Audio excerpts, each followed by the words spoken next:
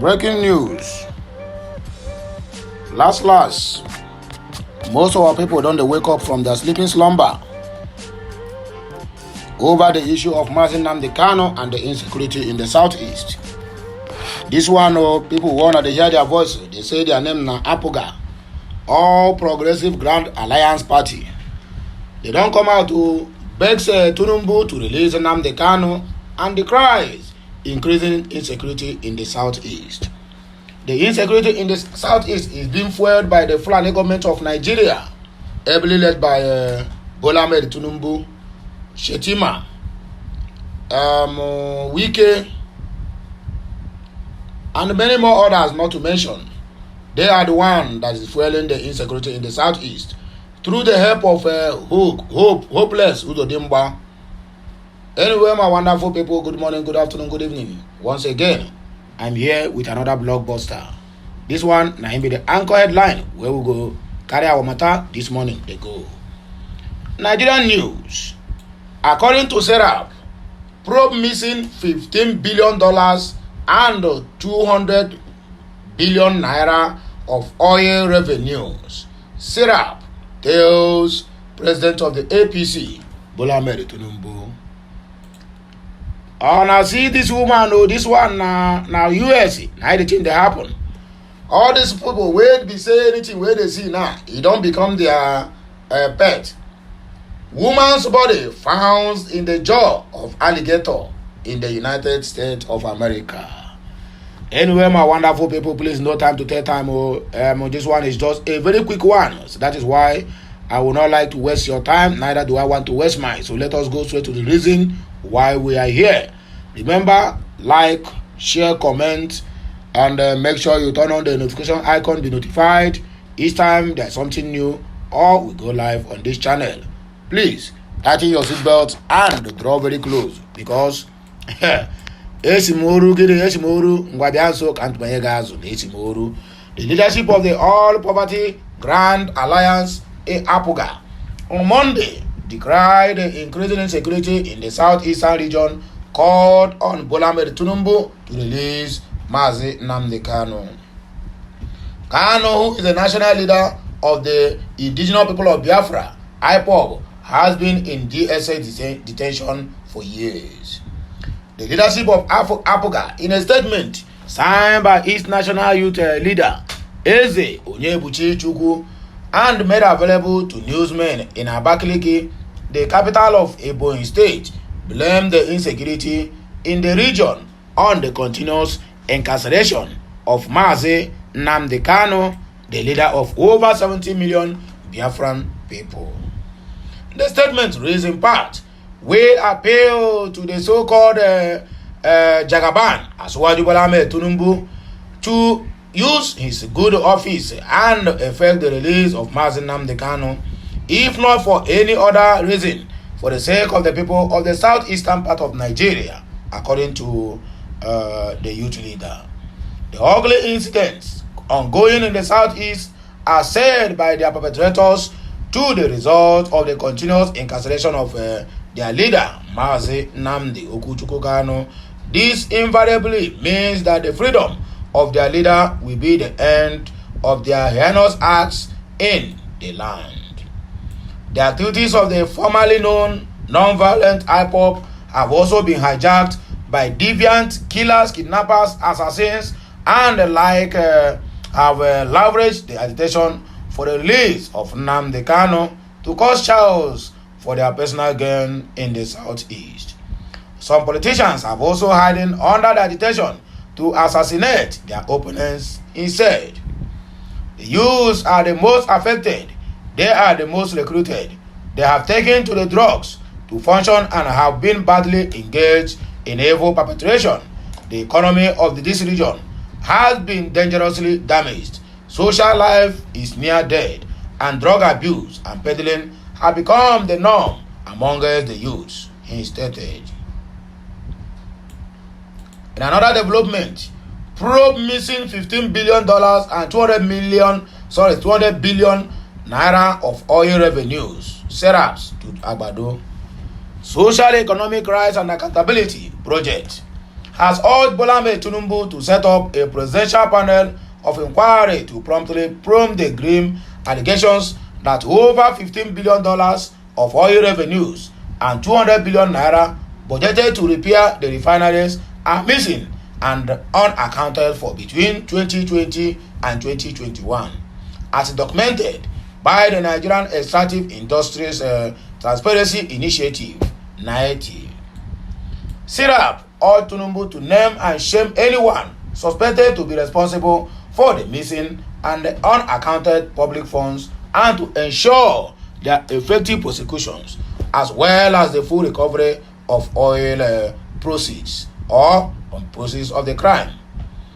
The organization has also urged to fully implement all the recommendations by the NIET in its 2021 report.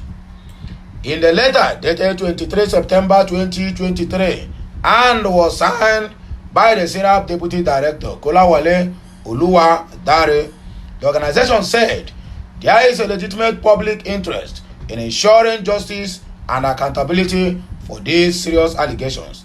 Taking these important measures would end the impunity of perpetrators.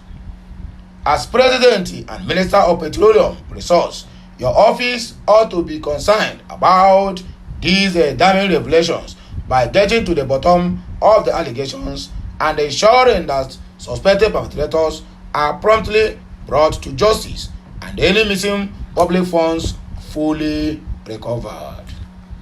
Any failure to investigate these grave allegations brings suspected perpetrators to justice and recover any missing public funds who have been serious resource allocations and exacerbate the country's debt burden. The findings by the NIET suggest a grave violation of the public trust and the provisions of the Nigerian Constitution 1999 as amended, national anti-corruption laws, and the country's obligations under the UN Convention Against Corruption. The allegations of the corruption documented by NIET undermine economic development of the country, trap the majority of Nigerians in poverty, and deprive them of opportunities. Your government has a constitutional duty to ensure transparency and accountability in the spending of the country's wealth and resources. According to the 2021 report by the Nigerian Extractive Industries Transparency Initiative, government agencies including the Nigerian Petroleum Development Company and the Nigerian Upstream Petroleum Regulatory Commission failed to remit $13.591 million and $8.251 billion to the public treasury of the so-called government. The NNPC and NPDC failed to remit over 70% of these public funds.